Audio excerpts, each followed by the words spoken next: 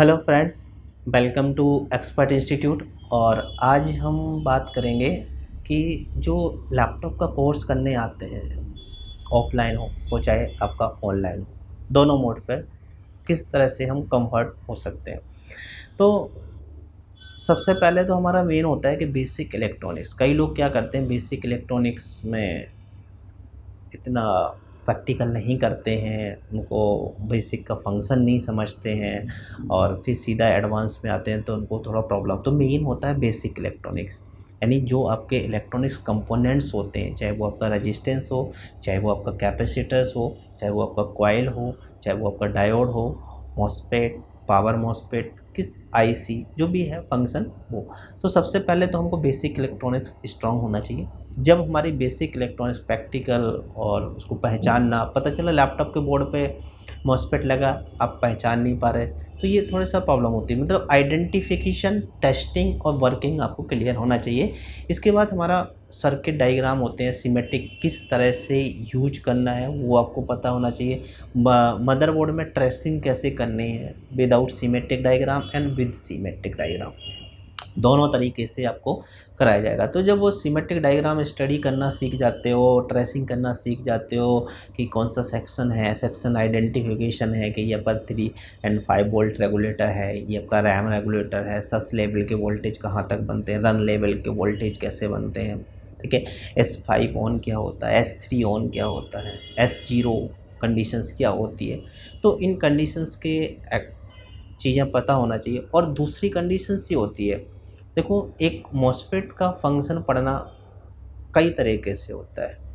लोग बाग अपने दिमाग में माइंडसेट बना लेते हैं क्या होता है। जैसे कि फॉर एग्जांपल हम बात करते हैं, एक एन चैनल मॉसफेट है। एन चैनल मॉसफेट पे गेट कब इनेबल होगा और सप्लाई किस तरह से पास होगी। अब यदि वो 10 वोल्ट पे भी इनेबल हो रहा है तो 11 वोल्ट पे भी वही काम करेगा।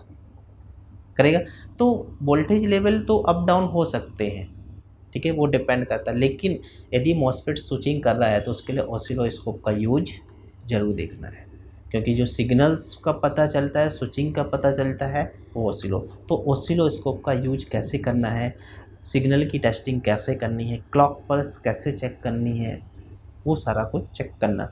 ट्रेसिंग, सिमेट्रिक डायग्राम के through tracing, sections identification and testing with multimeter and oscilloscope, then fault finding. Fault finding का मतलब है कि आपके पास डेड लैपटॉप आता है, तो डेड लैपटॉप को किस तरह से आप रिपेयर करेंगे, क्या उसकी केस स्टडी होगी। चार्जिंग की प्रॉब्लम आ रही है तो उसकी केस स्टडी क्या होगी। नो डिस्प्ले का है तो उसकी केस स्टडी क्या होती है।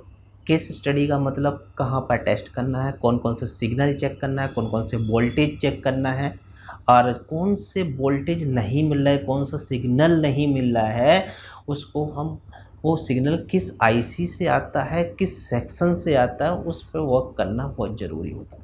एक शॉर्टिंग की प्रॉब्लम होती है, तो शॉर्टिंग कैसे करना है। ग्राफिक की प्रॉब्लम, ग्राफिक को विदाउट ग्राफिक बनाना, और बहुत सारी चीज़ें होती हैं। USB not working, touch pad not working, keyboard not working and dim display, ठीक है। ग्राफिक की external display is okay, internal is not okay, external display is okay but internal is white display.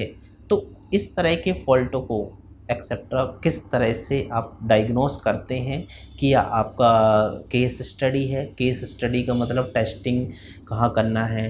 जैसे कि आपका white screen आ रहा है तो आपको कहाँ कहाँ वोल्टेज चेक करने होते, कैसे आपको पता चलेगा कि ये स्क्रीन एलवीडीएस का फॉल्ट है या ग्राफिक आईसी का फॉल्ट है, उसको डायग्नोस कैसे किया जाता है। ये सारी चीज़ें आपको, यदि आप डेली क्लास करते हो तो आपको विद इन 1 मंथ के अंदर सीख जाते हैं, फिर उसकी आप प्रैक्टिस कर सकते हैं। लेकिन कोर्स करने के बाद, ये सीखने के बाद आपको काम करते रहना है। यदि आप क्या सोचते 2 महीने फ्री बैठ जाते हो तो 50% वो क्या हो जाता है, आप भूल जाते हो कि किस तरह, क्योंकि जो फ्लो होता है, फ्लो वो कंटिन्यूसली में फ्लो आता है। तो आपको कंटिन्यूसली बनाए रखेंगे तो आपकी ग्रोथ होती रहेगी, आप अपने आप को अपग्रेड भी कर सकते हैं। और एक हमारा मैकबुक का जो होता है, मैकबुक भी सीखते हैं। तो सब मैकबुक के लिए पहले क्या होना चाहिए, सबसे पहले तो लैपटॉप का जो फंक्शन होना चाहिए, डिस्प्ले, नो डिस्प्ले वाले बोर्ड, जो भी किस तरह से टेस्ट करना है वो आना चाहिए। इसके बाद फिर मैकबुक का जो कोर्स होता है उसमें मैकबुक की ट्रेसिंग कैसे करते हैं, मैकबुक में टेस्टिंग कैसे करते हैं, कौन कौन से फॉल्ट आते हैं, क्या कैसे उसको केस स्टडी में यूज किया जाता है, वो सारी चीज़ें आपको। और इसके साथ आपका साथ में सॉफ्टवेयर पार्ट्स भी होता है, जैसे कि आपका विंडो इंस्टॉलेशंस कैसे करते हैं, ड्राइवर इंस्टॉलेशंस, एंड आपका विंडो करप्ट हो जाती है तो जो सी ड्राइव और डेस्कटॉप पे डेटा पड़ा होता है उसको किस तरह से बैकअप लेते हैं। ओके। और एडमिन का पासवर्ड ब्रेक करना, बायोस का पासवर्ड, बायोस की सेटिंग्स कैसे करना होता है, ईआरडी का यूज, हिडन सीडी, और नॉर्मल डेटा रिकवरी। तो ये सारी चीज़ें टॉपिक्स होती हैं, लेकिन इसका फ़्लो कंटिन्यूसली रखना होता है। यदि आप फ़्लो में रहते हैं तो आप अपने आप को डेली अपग्रेड करते रहते हैं और ये चलता रहता है। तो ये 30 दिन का एवरेज 30 दिन का होता है, लेकिन ऐसा नहीं होता है। अब कोई बंदा प्रैक्टिस नहीं करेगा तो उसके 35 डेज भी लग जाएंगे, कोई और अच्छी प्रैक्टिस करता है 25 डेज में भी कंप्लीट करता है। कितना टाइम देता पर डे के वो भी डिपेंड करता है, मतलब एवरेज 30 डेज का। ओके।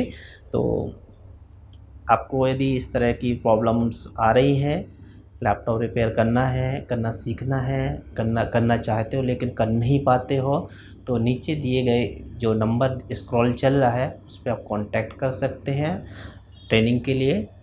Thank you.